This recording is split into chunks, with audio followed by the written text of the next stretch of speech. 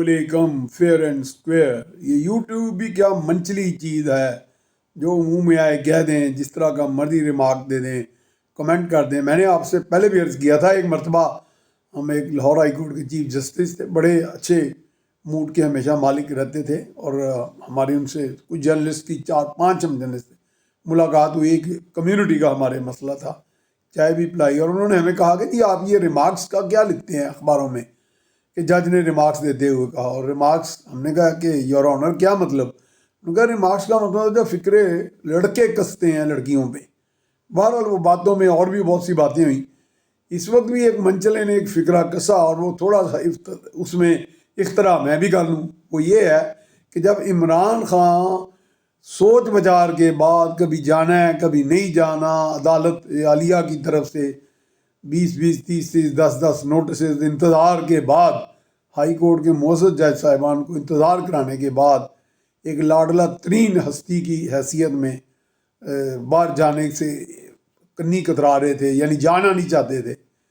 اور اس میں ایک ہی بات سمجھ آتی تھی کہ یا تو وہ تمام تر عزتوں کا جنازہ نکال رہے ہیں، تو یا پھر وہ ڈر رہے ہیں.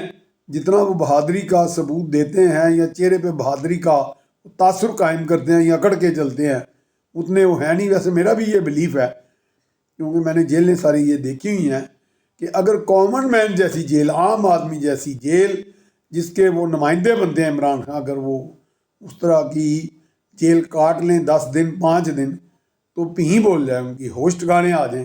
جس طرح وہ دوزانو ہو کے بیٹھتے ہیں، جس دن سپرنٹینڈنٹ جیل یا اعلیٰ افسران آتے ہیں، آنکھ نہیں اوپر کر کے آنکھ ملا سکتے، اور آگے پیچھے روزانہ جب وہ نکلتے ہیں اپنی بیرکوں سے تو کیا سلوک ہوتا ہے، کیسے بیٹھتے ہیں، پیرا بھار انہوں نے بٹھا دیں دینے.